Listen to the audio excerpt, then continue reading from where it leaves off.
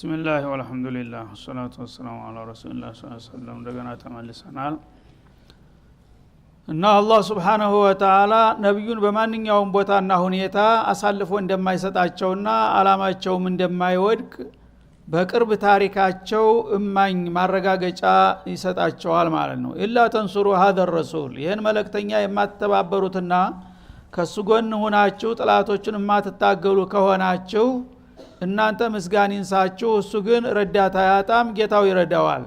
ጌታው የሚረዳው ለመሆኑ ደግሞ ፈቀር ነሰረሁላህ ኢዛ አخرجه الذين كفروا ثاني اثنين እነዛ ከሃዲያን የሆኑ ወገኖች ሙሽሪኩል አረብ ሁለት ፍሬ ሆነው እሱና አቡበክር ጋር ብቻ ታትውልድ ሀገራቸው ባወጧቸውና ባባረሯቸው ጊዜ ተከታትለው ነበር ያገኙበት ቦታ ሊገሏቸው። ያነ ማን ነው ያዳነውን እንጂ ይላል አላህ Subhanahu Wa Ta'ala። ናሳቸው ወዳጃቸው አቡበክር ጋር ሄዱና አቡበክርም ቀደም ብለው እንደሌሎቹ ሂጅራ ለመሄድ ያስቡ ነበር። ልሂድ ሲሏቸው ቆይ እስቲ አንተ እንኳን ቆይ ይሏቸው ነበር። እና ዑመር ሁሉና ሁደዋል በሙሉ እና ዑስማን እና አብዱራህማን እና የዛ ጊዜ አሱህባ ያ ረሱላህ እርሶ ጋራ ለመሄድ ይሆን የሚቆጥቡ ሲሏቸው አርጁ ዛሊክ ይሄን ነው ተስፋ ማደርገው አሏቸው። በመጨረሻ አላህ Subhanahu Wa Ta'ala ወቅቱ ደርሷልና አንተም ካሁን በኋላ መሄድ ትችላለህ አላቸው። ያኔ ጥላቶቻቸው ለሊት ጨለማ ለብሰው ዙሪያውን ቤቱን ከበው እየጠበቁ ነው በተጠንቀቅ። በዛ ሁኔታ ተንቅልፋቸው ተነስተው ሲያዩት ዙሪያውን እጥር በጎረምሳ ተከቧል ቤቱ ማለት ነው። ያኔ በሩን ከፈቱና ሻሃቲል ውጁህ አሸዋ አንስተው ፊታችሁን ይክፋው ብለው እንዳል ረጩባቸው። ሲረጩባቸው እንዳሉ እንዳገዳ ቁሞ ያ ሁሉ ጎረምሳ በቁመናው ሰመመን ወሰደው። እንቅልፍ እንዲያዘው ሰው በቃ ራሱን ማያቅም ተገትሮ ጨፈቃ መስሎ ዝም ብሏል። እሳቸው እንደ ማሽላ እንደዚህ እየገፋፏቸው በመሐከላቸው ሰንጥቀው አልፈው ወደ አቡበክር ቤት ሄዱ ማለት ነው። ማን ነው የሚያደርገው? ይሄ እንግዲህ አንዲ ሰው ጥላት ዙሪያውን ከቦት እንደገና ቢያንስ እንኳን ምናልባት አዘናግቶ ሳያየው ሾልኮ መሄድ ሊኖር ይችላል።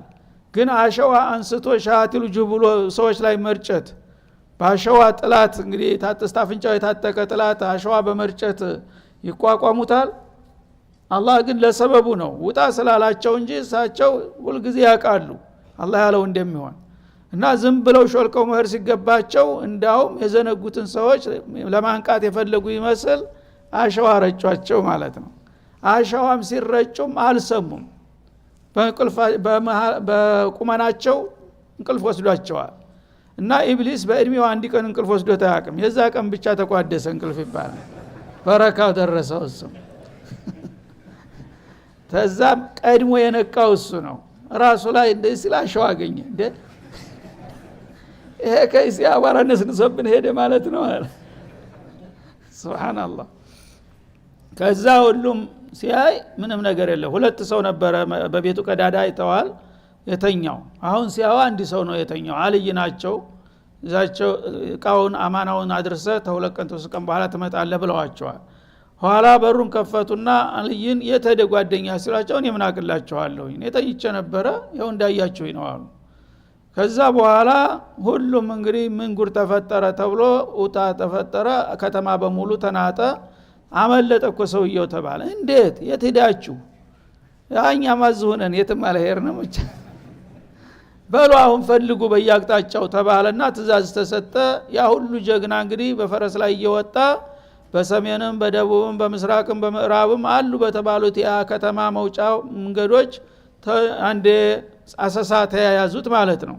እሳቸው ያው ጓደኛቸውን ይዘው ቀስ ብለው በልጅነታቸው ፍየል ሲጠብቁ የሚያቋት ዋሻ ነበረች። እዛች ሄዱ ሲስተማቸው። ምክንያቱም መንገድ ይዘው ወዳውኑ ከሄዱ ያቃሉ ወዴት እንደሚሄዱ። ሱሐቦችም ብዙዎች ወደ መዲና ሄደዋል ማለት ስለተሰማ ወደዛው ይሄዳል ማለትን ስለሚያውቁ አቅጣጫውን ቀየሩ። ወደ መዲና ለመሄድ ወደ ጅዳ ነው የወጡት። በጅዳ ተጠምጥመው ቀይ ባህር ዳርቻ ሄደው በቀይ ባህር ዳርቻ ማንም በማያውቀው መንገድ ነው ለመሄድ ያቀዱት ማለት ነው። ያንንም ደግሞ ቦታውን ብቻ ሳይሆን ጊዜውን ራሱ ቀየሩት ማለት ነው። ምክንያቱም ወዲያው ትኩሱን ወደ መንገድ ከገቡ ፈላጊ ይመጣል ይደርሳል።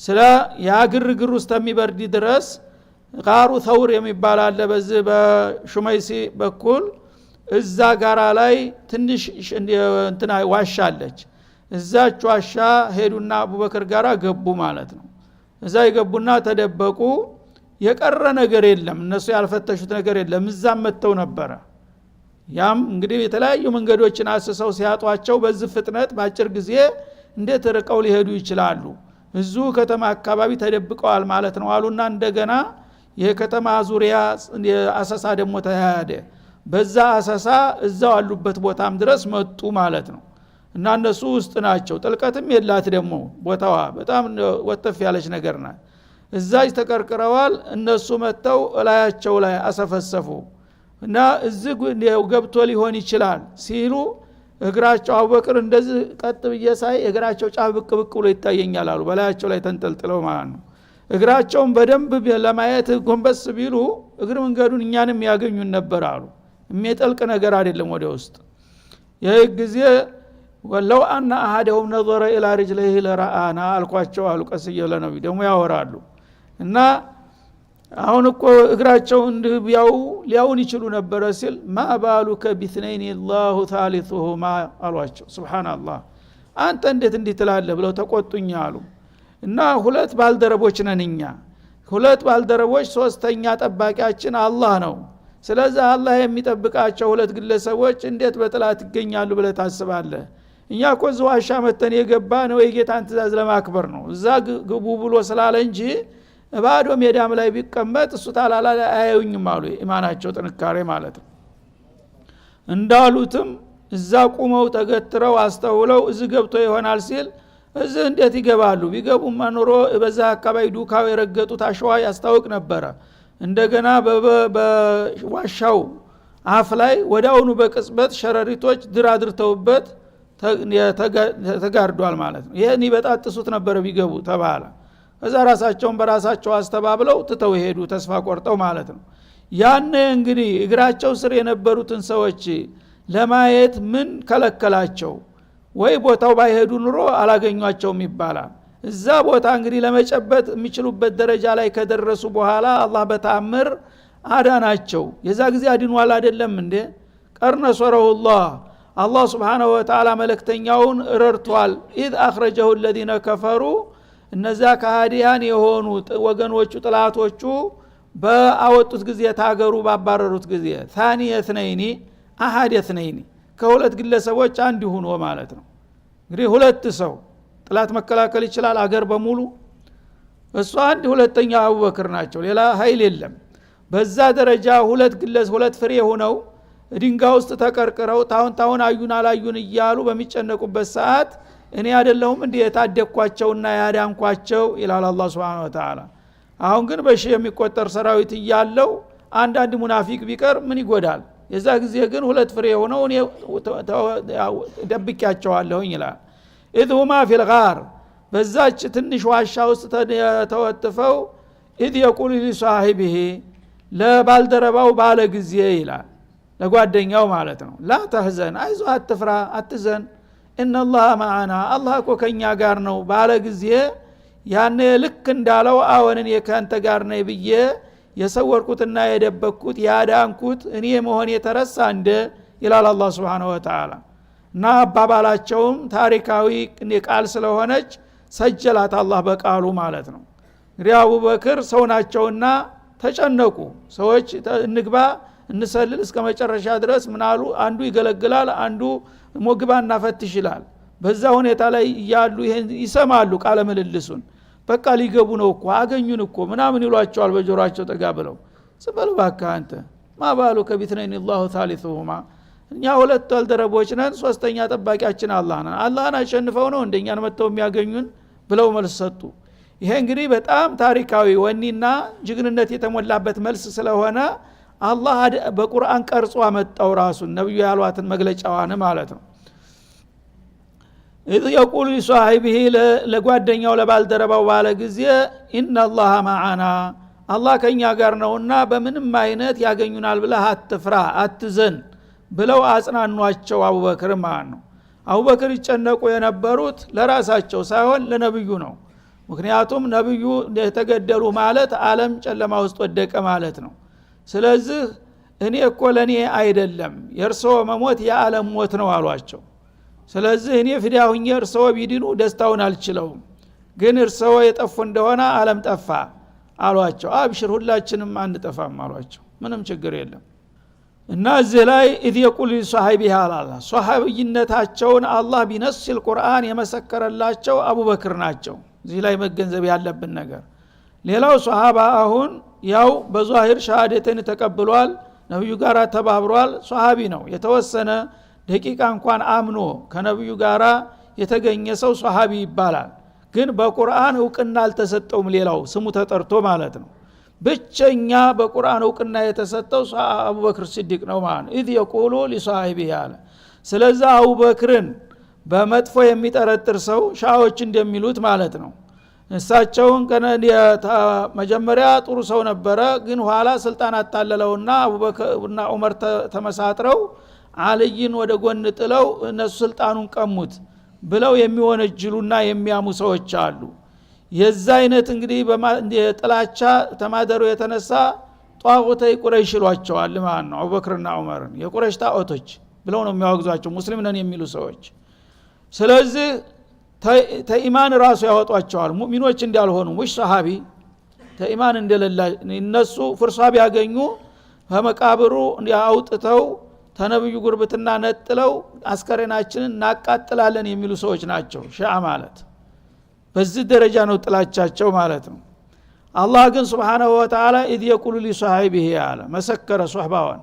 አላህ ሷሃቢ ነው ብሎ የመሰከረለት ሰው ከሱ በላይ እንግዲህ ማን ነው እውቅና ሊሰጠው የሚችለው? ይሄ ሰው የሙእሚን ካልሆነ ደግሞ ማን ነው ሙእሚን ሊሆን የሚችለው? ሌላው ምን ማረጋገጫ አለው? አቡበክር ብቸኛው ሷሃባ በረበል ዓለሚን የተመሰከረላቸው ናቸው። ስለዚህ አቡበክርን ተኢማን ወጥቷል ብሎ የሚጠረጥር ሰው ቢነስ هذه الآيات ካፊር መሆኑ ይረጋገጥበታል። ለምን? لأنه كذب الله አላህ ለነብዩ ካፊሩን ነው እንደ ባልደረባው እያለ የሚያወድሰው።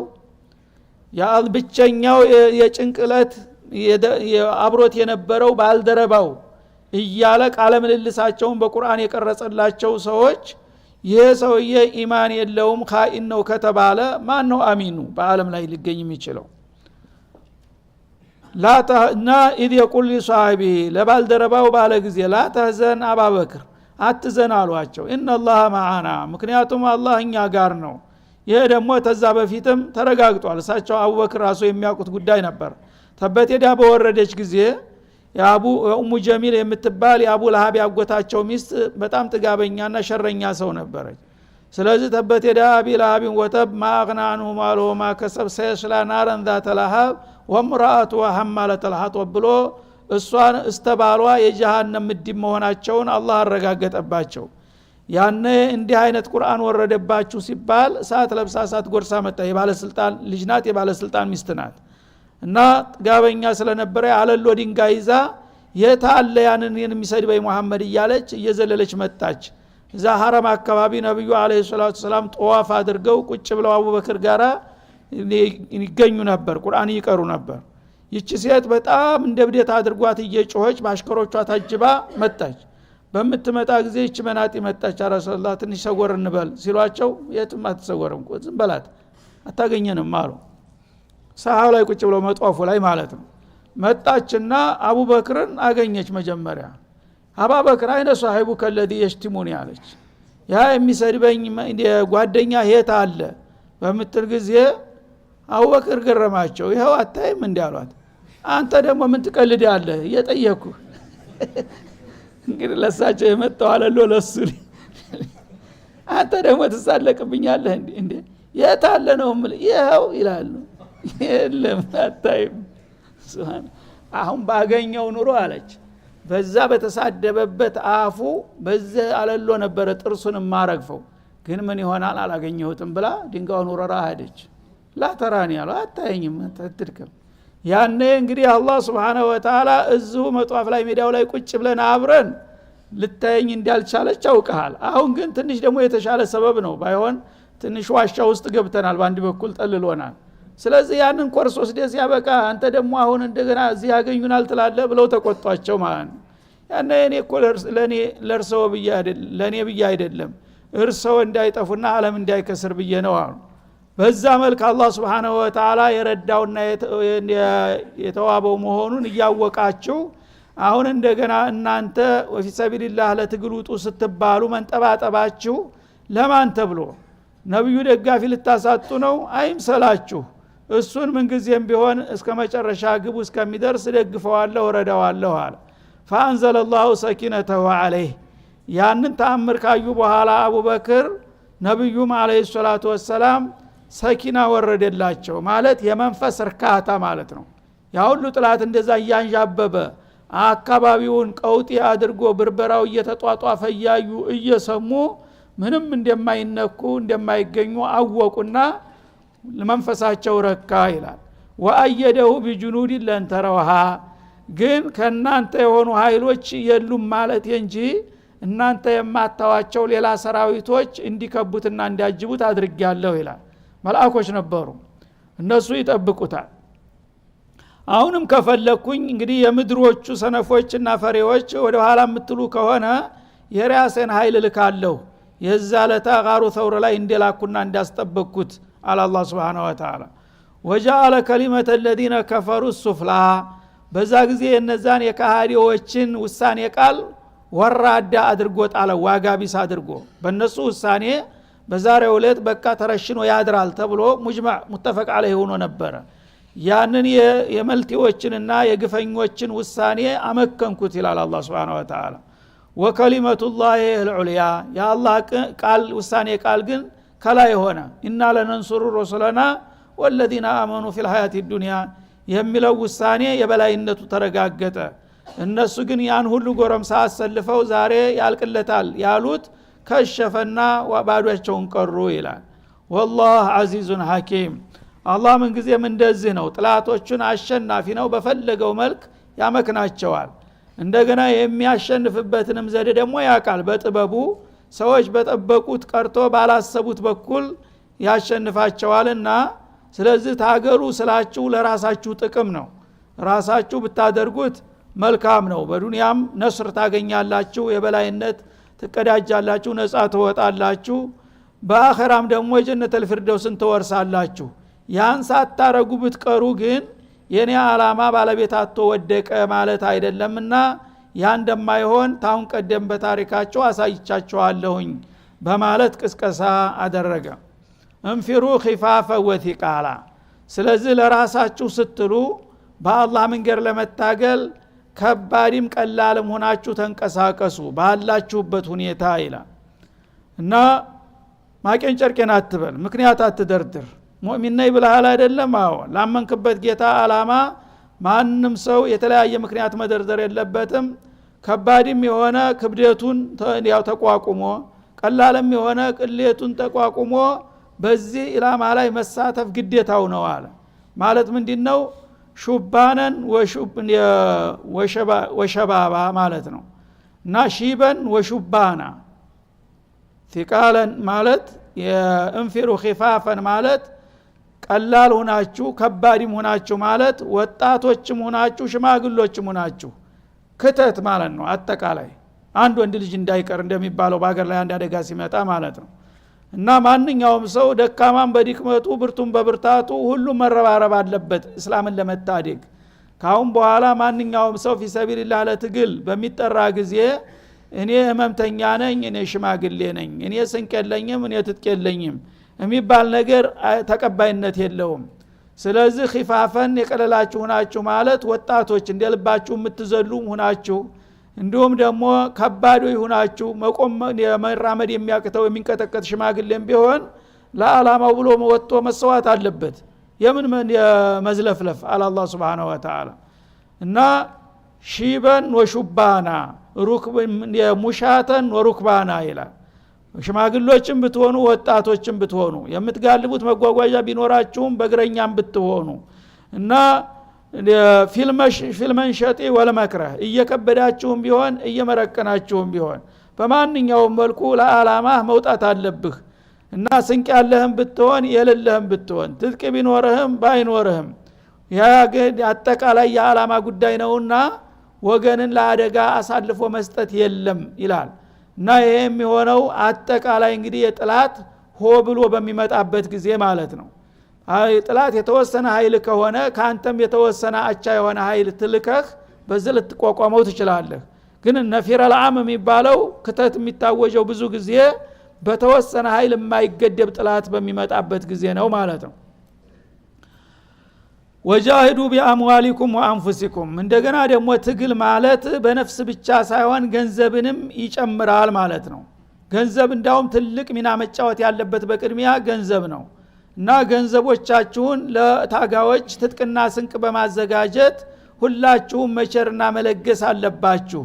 እንደገና ደግሞ ነፍሶቻችሁንም ካስፈለገ በራስ በአካላችሁ መሳተፍ አለባችሁ እንጂ እስላምን ለጥላት አሳልፋችሁ መስጠትና ነብዩን ማስጠቃት አይጠበቅባችሁም ይላል። ذالكم خير لكم ይሄ ذالكم خير لكم ይሄ እኔ ነገርኳችሁና የመከርኳችሁ ነገር ለናንተ የተሻለ አማራጭ ነው في الدنيا والآخرة إن كنتم تعلمون የምታውቁ ከሆናችሁ ይላል። እንግዲህ ሰዎች ብዙ ጊዜ ጦርነት የሚባል ነገር አይወዱም ያው ገፍቶ ሲመጣባቸው እንጂ። ምክንያቱም ጦርነት ብዙ ችግር ነው የሚያስከትለው። ሰውን ያው ይቀጥፋል፣ ንብረትን ያወድማል፣ አገርን ያቃጥላል፣ ውድመት ነው የሚያስከትለው። ምርኮ መማረክ አለ፣ አካል መጉደል አለ። ጦቢዒ ነው ሰው ጦርነትን ቢጠላ አያስገርምም። ግን የባሰ ነገር ከመጣስ የባሰውን ነገር ለመገፍተር ሲባል በጦርነት የሚደርሱ ጉዳቶች እንደቀላል ይታያሉ ማለት ነው። ለምሳሌ በህልውና በማንነት ላይ ሲመጣ ጥላት አገርህን ሊቀማህ ከመጣ ከዛ በላይ ደግሞ ሃይማኖትህን ሊገፍ ከተነሳ ምኑ ነው የምትኖረው ማለት ነው። ከዛ በኋላ ሃይማኖት አልባ ሆነህ ወይም አገር አልባ ሆነህ ክብር አልባ ሆነህ መኖር አይባልም ማለት ነው። ለዛ ለዓላማ መውደቁ ነው ክብር ራሱ የሚሰጥህ። ስለዚህ ፊሰቢልላህ በአላህ መንገድ በነፍሶቻችሁም በገንዘቦቻችሁም ለመታገል ተረባረቡ ይላል። ذالكم خير لكم ይሄን ማድረጋችሁ ለናንተ ይጠቅማችኋል ይመረጣል። ግን ለግዚያዊ በሰላም ይኖርኩ መስሎ ተጥላት እግር ስር ወድቀህ ብትልፈሰፈስ ያዳንኩኝ ይምሰልህ እንጂ ለውርደት ነው የተጋለጥከው በዱንያም በአኺራም ማለት ነው። ያ ከሚሆን ወአሳ አንተ ክረውሻ እንደሚለው ሌላው ቦታ አንድ ነገር ልትጠሉ ትችላላችሁ ለግዚያው ወኸይሩ ለኩም ግን በዘለቄታው ያ ነገር ጠቃሚ ሊሆን ይችላል። ወአሳ አን ትሂቡ ሸይአን ደግሞ አንድ ነገር ለግዚያው ልትወዱ ትችላላችሁ ወአሳ አን የኩነ ሸራ በተቃረኒው ደግሞ መጥፎ ሊሆን ይችላል። አላህ ግን ወላሁ ያዕለም ወአንቱም ላ ተዕለሙን አላህ በእለቱም ሆነ በዘለቄታው የሚጠቅማችሁን ያውቅላችኋል። ጌታ ይበጃችኋል ያላችሁ ነገር ለጊዜው ቢከብዳችሁም እንኳ እናንተ ነፍስያና ሰይጣን ምክር ተቀብላችሁ የጌታን ትእዛዝ ወደ ጎንትታችሁ እንትማላታችሁ ለኪሳራ ነው የሚዳርጋችሁ። እኔ ያልኳችሁንና የመከርኳችሁን ተቀበላችሁ ግን በዱንያም ነስርን ታገኛላችሁ፣ ገኒማ ታገኛላችሁ፣ ሲያዳ ታገኛላችሁ። በአኺራም ደግሞ ሹሃዳም ከሆናችሁ የሸሂድ ደረጃ ታገኛላችሁ። ከነብይ ቀጥሎ ነው የሸሂድ ደረጃ። እንደገና ጀነተል ፊርደውስን ተወርሳላችሁ። ይህንን ለማግኘት ተጥቃችሁን ጠበቅ አድርጋችሁ መጋፈጥ መቻል አለባችሁ ይላል። ለው ካነ አረዶን ቀሪባ ይህ አሁን የተሰጣችሁ ግዳጅ ቅርብ የሆነ ሸቀጥ ቢሆን ኑሮ እኮ ወሰፈረን ቃሲዳ እንዲሁም ደግሞ በቀላሉ ሊደረስበት የሚቻል ጉዞ ላይ ቢሆን ኑሮ ማረካው ለተበዑክ በቀላሉ ይከተሉህ ነበር ይላቸዋል። ወላኪን በዑደት አለይሂም ሽቃ ግን ፈታኝ የሆነው ረጅም ጉዞ ስለራቀባቸው ሁላቸውም ከበዳቸው። አንዳንዶቹ አላህ የወፈቃቸው ብቻ ሲቀሩ ማለት ነው። ማለት ምንድነው? የአያት የወረደው በአጋጣሚ በተቡክ ዘመቻ ሰመን ነው። ተቡክ ዘመቻ የመጨረሻው የነብዩ ዘመቻ ነው አለይሂ ሰላቱ ወሰለም። በአካል የመሩት ዋናው ዘመቻ የመጨረሻ መደምደሚያው ተቡክ ነው። ስለዚህ ወደ ተቡክ ዘመቻ ውጡ በተባለ ጊዜ ከማንኛውም ጊዜ የበለጠ ሰዎች ከበዳቸው፣ ወደ ኋላ ተንጠባጠቡ፣ የተለያየ ምክንያት መፍጠር ጀመሩ። ያነ አላህ Subhanahu Wa Ta'ala ትእዛዙን ደግሞ አጠበቀ ማለት ነው። ማንም ሰው እንዳይቀር ደካማ ብርቱ፣ ሽማግሌ ጉልበተኛ ጉልበት የሌለው የሚባል ነገር የለም። ሁላችሁም ነፍሳችሁን ገንዘባችሁን አስተባብራችሁ መሄድና መሳተፍ አለባችሁ። ይሄን ማድረጋችሁ ለእናንተ የተመረጠና የበለጠ ነው አለ። ይሄን ሁሉ ቅስቀሳ ያደረገም አንዳንዶቹ አላህ ያልወፈቃቸው አሁንም መቅረትን መረጡ።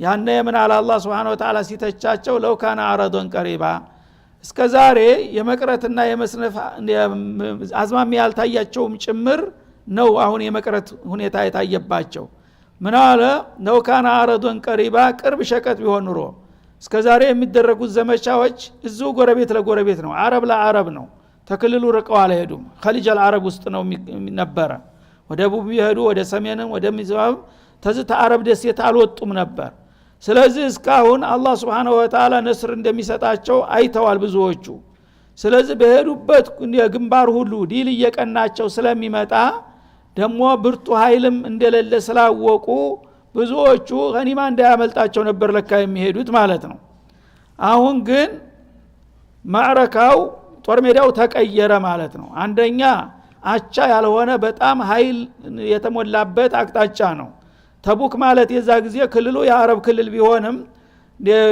በሌላ ግዛት ስር ያለ ነው በቀይ ግዛት ተይዞ አውሮፓውያን ናቸው የሚገዙት ሻምን በሙሉ ኡርዱንን የተቡክ ድረስ ራሱ የምስራቅ አውሮፓ ገዥ ነበረ ቄሳር የሚባል የሚገዛው ማለት ነው ስለዚህ አውሮፓውያን ተጥንት ጀምሮ ስልጣኔ ያላቸው መሳሪያ ያላቸው ብዛትም ነበራቸው ያንን እንግዲህ የዓለም አባወራ የሚባል ሀያል ናቸው በዛ ጊዜ እነዛን ሀያሎች ነው ለመጀመሪያ ጊዜ አላህ Subhanahu Wa Ta'ala ሄዶ እንዲዋጓቸውና ቢያንስ የአረቡን ክልል እንዲቀሟቸው ወደ ሀገራቸው እንዲመለሱ አዘዛቸው አላህ Subhanahu Wa Ta'ala ለምን ይሄ ነገር በነብዩ አመራር ካልተሰበረና ካልተደፈረ ወደፊት ማንም ኃይል በቀላሉ ሊሰብረው እንደማይችል አውቋል አላህ Subhanahu Wa Ta'ala እና አውሮፓውያን የዓለም ሀያል ናቸው በዛ ጊዜ ሁለት ናቸው የዓለም ሀያላን በዛ ጊዜ አንደኛው ኪስራ የሚባለው ነው መንበሩ ያው ኢራን ላይ ነበረ ኢራቅን ይዞ ታቹን ተጠምጥሞ እኒ ኸሊጆችን ተታች ቆርሶ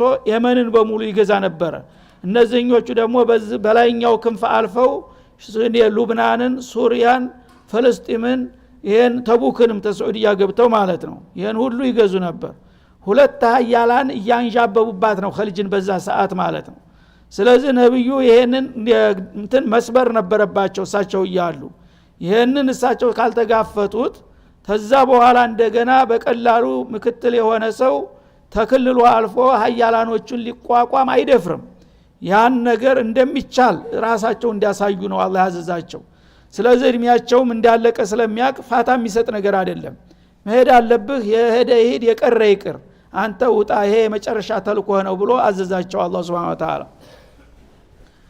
እና ያኔ እንግዲህ እሳቸው ከተታውጀው ወጡ በሚወጡበት ጊዜ ሰዎች የተለያየ ባህሪ ታየባቸው ማለት ነው እስከዛሬ የመቅረት ፍላጎት የሌላቸው ሁሉ መቅረትን መረጡ የተለያየ ምክንያት መደርደር ጀመሩ እርግጥ ነው አብዛኛዎቹ ሷሃቦች ተከትለዋል የመጣው ይንጣ ብለው ማለት ነው እና ለው ካና አረዶን ቀሪባ እስከዛሬ እንደተለመደው በቅርብ አካባቢ ወጣ ብሎ የአንድ ቀን መንገድ የሁለት ቀን መንገድ ተጉዞ የተወሰኑ ዘላኖችን ወግቶ ግመሎችን ማርኮ መምጣት ቀላል ነው እንደዛ ቢሆን ኖሮ አሁንም የሚቀርሰው አልነበረም አለ አላህ Subhanahu Wa Ta'ala ምክንያቱም ትንሽ ዋጋ ከፍሎ ብዙ ትርፍ እንደሚያገኙ ስለሚያውቁ ወሰፈረን ቃሲደን ማለት ሙተወሲጧ መንገዱም ደግሞ ቅርብ ብዙ ማያደክም ቢሆንላቸው ኑሮ ይሄዱ ነበር አሁን ግን የወር መንገድ ነው የሚጓዙት ጥላት የበቃ የነቃ ነው ያ እስተመጨረሻ ታጥቆ ተዘጋጅቶ እየጠበቀ ነው እነሱ ወር ተጉዘው